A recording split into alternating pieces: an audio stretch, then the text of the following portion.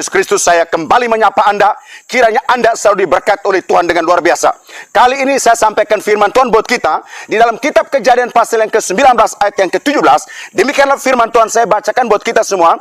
Sesudah kedua orang itu menuntun mereka sampai keluar, berkatalah seorang, larilah selamatkan nyawamu, jangan menoleh ke belakang, dan janganlah berhenti dimanapun juga di lembah Yordan. Larilah ke pegunungan supaya jangan engkau mati lenyap. Nah, saudara dikasih oleh Tuhan Yesus Kristus, karena akibat kebobrokan, karena akibat dosa, karena akibat pemberontakan kota Sodom, saudara dikasih oleh Tuhan bahwa penduduk kota Sodom mereka melakukan hal yang sangat keji di mata Tuhan, sampai terjadinya kawin sesama jenis, sehingga itu yang membuat Tuhan murka atas kota Sodom. Namun saudara dikasih oleh Tuhan Yesus Kristus, sekalipun kota Sodom atau kota yang sangat berdosa di hadapan Tuhan, namun masih ada 4 orang benar di dalamnya, yaitu Lot bersama dengan kedua anaknya dan istrinya. Mereka harus disuruh keluar dari kota itu, karena kota itu hendak di bumi hanguskan. Nah, sudah dikasih oleh Tuhan Yesus Kristus, dari kebenaran firman Tuhan ini, saya beri judul, Don't Look Back. Jangan menoleh ke belakang. Sekali lagi, don't look back. Jangan menoleh ke belakang. Apa arti jangan menoleh ke belakang? Nah, sudah dikasih oleh Tuhan Yesus Kristus. Nah, kita perhatiin baik bahwa malaikat itu berpesan, larilah selamatkan nyawamu, jangan menoleh ke belakang, dan jangan berhenti dimanapun juga di lembah Yordan. Tetapi larilah ke pegunungan supaya jangan engkau mati lenyap. Nah, sudah dikasih oleh Tuhan Yesus Kristus. Yang dimaksud dengan jangan menoleh ke belakang, saudara dikasih oleh Tuhan, pesan firman Tuhan, pesan penting buat kita. Artinya jangan menoleh kembali kepada dosa-dosa masa lalu. Mengapa demikian, saudara dikasih oleh Tuhan? Sebab ketika kalau kita menoleh kembali kepada dosa masa lalu, dosa itu bagaikan perekat. Ia akan mengikat hidup seseorang, ia akan membelenggu hidup seseorang, sehingga membuat dia sulit untuk melangkah maju ke depan. Oleh sebab itu pesan firman Tuhan, sekali-sekali jangan menoleh kembali kepada dosa masa lalumu. Kita melihat sendiri, saudara, Yesus sendiri memberi pesan kepada beberapa orang ketika Yesus menyembuhkan mereka, ketika mereka mengalami mujizat. Pesan Yesus berkata, kembalilah, engkau telah diselamatkan, engkau telah disembuhkan, tetapi jangan berbuat dosa lagi. Nah, saudara dikasih oleh Tuhan Yesus Kristus. Nah, kita melihat dalam Injil Yohanes pasal yang ke-5 ayat yang ke-14. Kemudian Yesus bertemu dengan dia dalam bait Allah, lalu berkata kepadanya, engkau telah sembuh, jangan berbuat dosa lagi, supaya padamu jangan terjadi hal yang lebih buruk lagi. Mengapa pesan penting jangan menoleh ke belakang? Karena ketika seorang dia kembali melihat kepada dosa masa lalunya, dia kembali menoleh kepada dosa masa lalunya, dia kembali berbuat dosa masa lalunya. Nah, saudara dikasih oleh Tuhan, firman Tuhan mengatakan bahwa itu akan membuat hidupnya makin lebih buruk lagi. Itu akan buat hidupnya makin lebih hancur. Maka pesan firman Tuhan, jangan kembali kepada dosa masa lalumu, tetapi melangkahlah maju bersama dengan Tuhan Yesus Kristus. Gapailah panggilan sorgawi, yaitu masuk dalam kerajaan kekal. Nah, saudara dikasih oleh Tuhan Yesus Kristus, mengapa kita tidak boleh melihat kepada dosa masa lalu? Saudara, saya teringat dengan sebuah iklan, yaitu iklan rokok pada tahun 2012-2013. Saudara, itu rokok gudang garam. Saya teringat betul, iklannya berkata begini, once you go to the black, you cannot go to the back. Saudara, dari iklan ini saya coba menerjemahkan dalam bahasa saya, jangan kembali kepada kegelapan. Jika engkau kembali kepada kegelapan, engkau sulit untuk kembali dari sana. Saya coba menerjemahkan, saya coba mensinkronkan dengan kebenaran firman Tuhan. Jangan kembali kepada dosamu, karena engkau akan diikat oleh dosamu, sehingga membuat engkau sulit untuk keluar dari dalam ikatan dosa itu. Makanya kita melihat Yesus sendiri memberikan pesan, jangan berbuat dosa lagi. Saudara, dalam Yohanes pasal yang ke-8 ayat 11, jawabnya, tidak ada Tuhan. Lalu kata Yesus, aku pun tidak menghukum engkau. Pergilah dan jangan berbuat dosa lagi. Mulai kapan? Ayat ini mengatakan, mulai sekarang. Saudara, ketika pada waktu Yesus berjumpa dengan seorang perempuan yang didapati berbuat zina, ia hendak dilontari batu. Tapi Yesus mencegah orang-orang yang hendak melontar dia dengan batu. Lalu Yesus berhadapan dengan perempuan itu, dan Yesus bertanya kepada perempuan itu, siapa yang melempar engkau dengan batu? Perempuan itu menjawab, tidak ada. Lalu Yesus berkata, aku pun tidak. Tetapi pergilah dan jangan berbuat dosa lagi. Ini pesan penting. Pergilah dan jangan berbuat dosa lagi. Kenapa saudara? Karena dosa itu punya kejahatan yang sangat luar biasa. Dosa bisa mematikan nyawa seseorang. Makanya pesan penting. Demikian juga pesan malaikat kepada Lot bersama dengan kedua anaknya dan istrinya dikatakan, larilah ke pegunungan dan jangan menoleh ke belakang. Tetapi apa yang terjadi saudara dikasih oleh Tuhan, kita melihat ketika pada waktu Lot bersama dengan keluarganya, yaitu istri dan kedua anaknya, pada waktu mereka lari keluar dari kota itu, namun saudara dikasih oleh Tuhan, istri Lot dia coba untuk menoleh ke belakang. Pada waktu dia menoleh ke belakang, pada akhirnya apa yang terjadi saudara? Ia membeku di tengah perjalanan. Ia menjadi tiang garam, menjadi patung. Ingat Bapak saudara dikasih oleh Tuhan, jika seorang dia coba untuk kembali kepada dosa masa lalu, saudara dikasih oleh Tuhan, secara daging ia kelihatan hidup, tetapi sebenarnya ia sedang membeku dalam rohaninya. Rohaninya menjadi beku, tidak bisa bergerak, karena ia terbelenggu, ia terikat oleh dosa. Itulah pesan penting buat kita saudara dikasih oleh Tuhan. Yang kedua saudara dikasih oleh Tuhan, apa makna atau pesan penting buat kita? Jangan menoleh ke belakang, don't look back.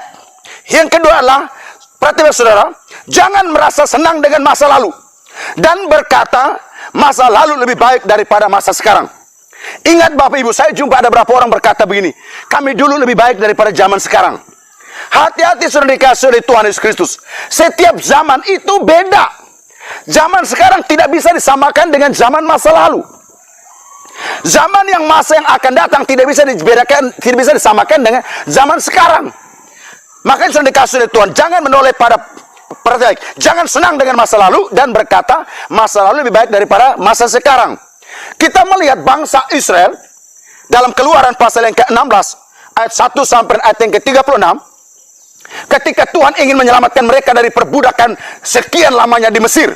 Mereka diperbudak, mereka dijajah, mereka dijadikan budak roh di sana. Dan begitu besar kasih sayang Tuhan kepada mereka. Tuhan ingin menyelamatkan mereka, Tuhan ingin membawa mereka keluar dari perbudakan itu. Tuhan ingin membawa mereka untuk berangkat menuju tanah perjanjian. Nah saudara dikasih oleh Tuhan, Tuhan mengutus Musa untuk memimpin mereka keluar dari Mesir menuju kepada tanah perjanjian. Tetapi dalam proses perjalanan, mereka mulai memberontak terhadap Tuhan. Mereka mulai memberontak terhadap Musa. Dan mereka mulai membanding-bandingkan bahwa dulu kami hidup di Mesir lebih baik daripada di sini. Dulu kami hidup di Mesir, kami bisa menikmati segala sesuatu. Kami bisa mendapatkan sayur-sayuran segar di sana. Kami bisa mendapatkan ikan-ikan segar di sana. Tapi apa hari ini di padang gurun ini? Kami kehausan, kami kelaparan di bawah panas terik matahari. Saudara dikasih oleh Tuhan, kalau seseorang mulai membandingkan kehidupan di masa lalu, dia berkata lebih baik daripada masa sekarang, itu akan membuat dia sulit untuk bergerak maju. Itu akan buat dia sulit untuk melangkah maju. Tetapi hidupnya menjadi mandek. Dia akan berputar-putar di padang gurun. Oleh sebab itu pesan penting buat kita, jangan merasa senang dengan masa lalu dan berkata masa lalu, masa dulu lebih baik daripada masa sekarang. Nah yang ketiga saudara kasih oleh Tuhan, tentang pesan penting firman Tuhan buat kita. Yang ketiga adalah, apa sih makna jangan menoleh ke belakang? Yang ketiga adalah, jangan menoleh pada persoalan di masa lalu sehingga membuat saudara hidup dalam kepahitan. Jangan mengingat orang-orang yang menyakitimu di masa lalu. Jangan terus-terus mengingat orang yang melukai di masa lalu. Saudara dikasih oleh Tuhan Yesus Kristus, orang yang melukaimu di masa lalu tidak akan merusak masa depanmu kecuali saudara menyimpan luka itu. Makanya pesan penting buat kita, jangan menoleh pada persoalan masa lalu. Jangan melihat kepada kesusahan masa lalu. Jangan melihat kepada orang-orang yang menyakitimu, orang yang melukaimu, orang yang mencederaimu, orang yang memfitnahmu di masa lalu. Tapi lupakan itu dan bergerak maju, melangkah maju bersama dengan Tuhan. Tuhan ada di hadapanmu saudara. Fokuslah kepada panggilan sorgawi, yaitu masuk dalam kerajaan kekal. Nah, saudara dikasih oleh Tuhan, dalam kesaksian saya menjumpai saudara, saya pernah melayani seorang ibu. Seorang ibu ini ketika pada waktu saya layani, itu usia 45 tahun. Lalu ibu ini saudara, hidup dalam kepahitan. Dia sakit hati. Dia sakit hati dengan temannya yang melukai dia, yang memfitnah dia, yang menyakiti dia. Itu di saat mereka SD kelas 4. Lalu pada waktu mereka setelah SD kelas 4 naik SD kelas 5, ibu itu pindah ke Jawa, saudara. Dan sejak SD kelas 5 dia pindah ke Jawa, mereka tidak berjumpa lagi. Tetapi ibu yang saya jumpai, saudara, yang setelah ini, saudara, itu dia masih menyimpan dendam, dia masih menyimpan kepahitan, dia masih menyimpan sakit hati, saudara, dikasih oleh Tuhan. Sehingga pada waktu usia yang ke-45 saya berjumpa dengan dia. Saudara, ibu ini mukanya jadi garang, jadi geram, menakutkan, menyeramkan, saudara. Singkat cerita, saudara, suatu ketika ibu ini dia pergi ke pasar untuk belanja. Pada waktu dia pergi ke pasar untuk belanja, saudara, pada waktu dia sudah dekat pasar, pada waktu dia masuk ke dalam pasar untuk belanja, tiba-tiba segerombolan tukang ojek di pangkal ojek itu gombalan dia. Mereka hanya berkata, halo cewek, halo cewek. Saudara, itu membuat ibu ini jadi marah. Dia marah, lalu dia ingin menyerang laki-laki itu, dia ingin menyerang tukang ojek itu, namun mereka lari. Akhirnya ibu ini bukan langsung lanjut masuk ke pasar untuk belanja, dia pulang ke rumahnya, dia ambil parang, dia mau kembali ke sana untuk kejar orang tukang ojek itu. Lalu dia kembali ke pasar, dia tidak lagi menjumpai ojek itu, karena tukang ojek sudah lari. Akhirnya, saudara, dia juga tidak melanjutkan belanja.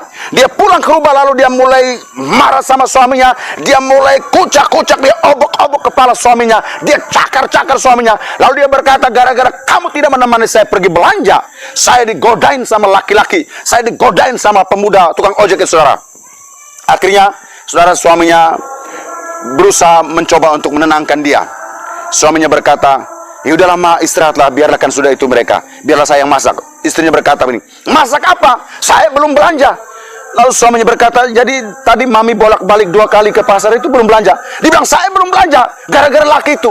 Saudara, karena akibat sakit hati, akhirnya, saudara, sebenarnya dia harus pergi belanja, tapi membuat dia bolak-balik 2 kali ke pasar, bukan belanja, tapi hanya karena ingin membunuh tukang ojek. Saudara, orang yang sakit hati, hidupnya terbelenggu oleh amarah, hidupnya terbelenggu oleh kepahitan, hidupnya terbelenggu oleh sakit hati. Lalu pada saya jumpa dengan dia, saya coba layani dia, saya pimpin dia terima Yesus Kristus. Lalu saya berkata, ibu, ketika ibu dilukai, itu di saat usia SD kelas 4. Itu berarti ibu usia, kelas 4 berarti usia 11 tahun. Nah sekarang usia ibu sudah 35 tahun. Berarti, berapa tahun ibu terbelenggu oleh sakit hati? Berapa tahun ibu terbelenggu oleh kepahitan, terbelenggu oleh amarah, saudara dikasih. Tapi puji Tuhan, pada waktu saya coba layan dia, saya coba konsul dia, saya pimpin di terima Yesus, akhirnya dia berusaha untuk melepaskan pengampunan dan hidupnya dibebaskan oleh Tuhan. Jadi pesan penting buat kita, saudara dikasih oleh Tuhan, jangan mengingat orang yang melukai di masa lalu, karena itu hanya merusak hidupmu. Tapi lupakanlah itu dan bergerak maju. Ingat, Tuhan itu ada di hadapan kita. Yang keempat, saudara dikasih oleh Tuhan. Yang keempat, apa arti atau makna jangan menoleh ke belakang? Yang keempat, saudara, artinya jangan berhenti pada kenyamanan yang Anda alami di masa lalu. Jangan berhenti pada kenyamanan yang Anda alami saat ini, karena itu membuat Anda tidak dapat bergerak maju. Ingat, saudara dikasih oleh Tuhan, kenyamanan yang engkau hadapi saat ini, itu adalah kenyamanan palsu. Dunia tidak pernah memberikan damai sejahtera. Dunia tidak pernah memberikan kesejahteraan. Dunia tidak pernah memberikan kenyamanan. Semua yang diberikan oleh dunia hanyalah palsu.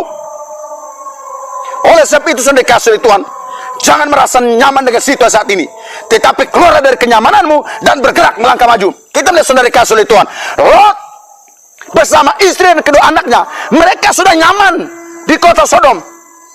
Karena mereka juga orang kaya, mereka juga orang yang diberkati. Karena begitu banyaknya harta kekayaan, makanya Lot meminta untuk pisah dengan Abraham. Kenapa, saudara? Karena setiap hari para gembalanya Lot berkelahi dan para gembalanya Abraham. Saudara, mereka berkelahi, pada akhirnya Lot minta pisah supaya para gembalanya tidak boleh lagi berkelahi dan para gembalanya Abraham, para peternak maksudnya. Akhirnya mereka pisah. Itu, saudara, menunjukkan bahwa Lot juga orang kaya. Dia punya begitu banyak harta kekayaan di kota Sodom. Dia punya begitu banyak kelimpahan di Sodom. Tapi, saudara dikasih, pada waktu Tuhan berbicara kepada Lot untuk keluar, saudara, Lot coba untuk keluar dari kenyamanannya. Lot keluar dari kenyamanannya, maka Lot dibebaskan oleh Tuhan. Saudara dikasih oleh Tuhan, andai katakan Lot memilih untuk tidak mau taat kepada 2 orang tadi, dia ingin tetap bertahan dalam kenyamanan di kota Sodom, maka Lot pun akan ikut dibinasakan bersama dengan penduduk kota Sodom. Saudara, jika engkau merasa nyaman dengan dunia saat ini, engkau akan dibinasakan bersama dengan dunia. Tapi jika engkau mau keluar dari kenyamananmu dan bergerak melangkah maju, menerobos setiap tantangan demi tantangan, maka engkau akan masuk dalam kerajaan kekal, yaitu kerajaan sorga. Tuhan Yesus memberkati saudara dikasih oleh Tuhan. Dan yang terakhir, makna jangan menoleh ke belakang saudara dikasih oleh Tuhan, artinya jangan berhenti pada kenyamanan yang palsu yang diberikan oleh dunia. Itu hanya menginabobokkan saudara, sehingga membuat saudara melupakan Tuhan. Ingat Bapak Ibu, hari-hari ini banyak orang, mereka sedang diberikan kenyamanan palsu oleh dunia untuk menginabobokkan mereka, sehingga membuat mereka lupa Tuhan, membuat mereka lupa untuk beribadah, membuat mereka lupa untuk berdoa, membuat mereka lupa untuk bersekutu dengan Tuhan, karena mereka merasa sudah nyaman. Saya tidak ke gereja, saya sudah diberkati. Saya tidak berdoa pun, saya sudah diberkati. Usaha saya diberkati. Segala sesuatu yang saudara punya saat ini, itu Tuhan punya. Jika kalau Tuhan ambil, siap-siaplah saudara akan menderita stres berkepanjangan. Pada akhirnya saudara akan dibinasakan bersama dengan dunia. Oleh sebab saudara dikasih oleh Tuhan, janganlah engkau merasa nyaman dengan kenyamanan yang palsu. Tapi marilah kita fokus kepada panggilan sorgawi, masuk dalam kerajaan kekal, yaitu kerajaan Tuhan Yesus Kristus. Saya tutup saudara dikasih oleh Tuhan. Dari kebenaran firman Tuhan saudara saya tutup, kita melihat bahwa bangsa Israel dalam kondisi kelaparan dan kehausan, kekeringan di padang gurun. Mereka diperhadapkan dengan dua pilihan yang berat, yaitu taat kepada Tuhan dan berjalan terus menuju kepada tanah perjanjian, atau kembali ke Mesir untuk menikmati kelimpahan ikan segar dan sayur hijau di Mesir, atau terus bergerak maju melewati padang gurun. Tapi puji Tuhan, bangsa Israel, mereka memilih untuk taat kepada perintah Tuhan dan menyeberangi laut Teberau. Dan ketika mereka taat, Tuhan menyatakan kuasa mujizatnya di dalam perjalanan mereka. Pada akhirnya saudara dikasih oleh Tuhan, mereka melihat mujizat terjadi dalam kehidupan mereka. Mereka melihat mujizat terjadi di padang gurun. Waktu mereka minta makan, Tuhan kasih makan. Waktu mereka minta daging, Tuhan kasih daging. Waktu mereka minta air, Tuhan kasih air. Namun masih tetap juga mereka berontak. Pada akhirnya Tuhan binasakan mereka di padang gurun, dan yang masuk ke tanah perjanjian yaitu hanyalah generasi kedua. Saudara dikasih oleh Tuhan Yesus Kristus, kehidupan adalah sebuah perjalanan. Kehidupan kita itu merupakan sebuah perjalanan. Jadi kehidupan bukanlah sebuah perhentian, tapi kehidupan adalah sebuah proses perjalanan. Ada lembah yang harus kita lewati, ada gunung yang harus kita daki, ada sungai yang harus kita seberangi, ada jalan yang berliku-liku yang harus kita tempuh. Ada jalan yang penuh batu dan kerikil, di mana kita bisa saja tersandung jatuh, dan ada kalanya harus babak belur. Ada saatnya kita harus berdiam diri di kaki Tuhan untuk beristirahat sejenak dan mengevaluasi kembali perjalanan hidup kita. Tetapi saudara dikasih oleh Tuhan, seberat dan sesulit apapun perjalanan hidupmu, ingat pesan Tuhan. Jangan menoleh ke belakang, jangan kembali ke Mesir, tapi teruslah bergerak maju. Pesan aplikasi buat kita: jika keadaan berat menghimpit, arahkan pandanganmu kepada Yesus Kristus. Jangan berhenti lalu menoleh ke belakang dan terpengaruh oleh bisikan iblis. Jangan sampai kegagalan masa lalu membelenggu masa hidup, membelenggu hidupmu, melemahkan hidupmu, melemahkan imanmu, sehingga membuat engkau sulit untuk bergerak maju. Firman Tuhan menasihati kita, marilah kita melakukan dengan mata yang tertuju kepada Kristus, yang memimpin kita dalam iman, dan yang membawa iman kita kepada kesempurnaan. Puji Tuhan. Saya berdoa buat saudara, kiranya saudara diberkat oleh Tuhan, dan kiranya firman Tuhan ini meneguhkan imanmu, membangkitkan harapanmu, memberikanmu semangat baru untuk terus bergerak maju, melangkah bersama dengan Tuhan. Gapailah panggilan sorgawi, yaitu masuk dalam kehidupan kerajaan kekal. Tuhan Yesus memberkati.